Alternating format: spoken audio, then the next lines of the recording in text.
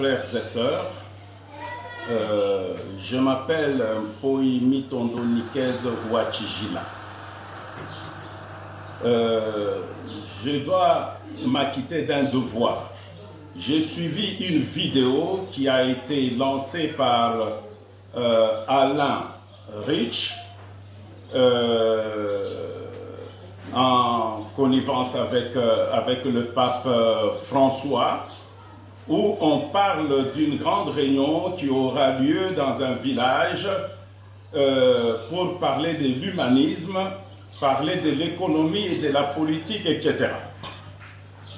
Comment l'ère nouveau, c'est-à-dire un monde nouveau, l'ère nouveau va commencer d'après eux. Faites attention à cela. L'humanisme, c'est une idéologie politique. Le pape François, c'est un politicien. Nous sommes des chrétiens, des hommes et des femmes qui ont cru en Jésus-Christ comme Sauveur et Seigneur. Cela est très important. Et ce qui nous dirige, c'est la parole de Dieu.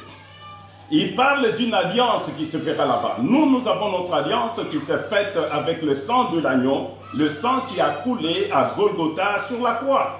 C'est le sang de l'alliance. Nous n'avons plus besoin d'autre alliance. Il parle d'un pacte qui se fera. Nous n'avons pas à faire de pacte, c'est diabolique. Le pacte est diabolique. Le pacte est satanique.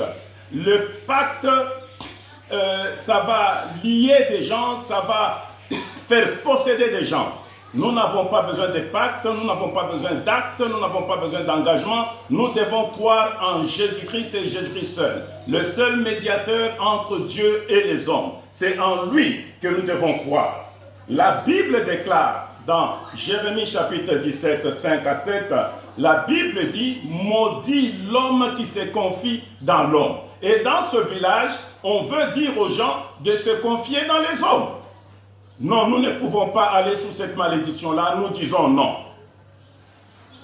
La solution, c'est Jésus-Christ. Croire en Jésus-Christ. Celui qui croit en Jésus-Christ, il est fils de Dieu. Et celui qui est fils de Dieu, il aime Dieu. Et comme il aime Dieu, l'amour de Dieu est en lui, l'amour que Dieu répand par le Saint-Esprit est en lui, pour aimer les frères et les sœurs.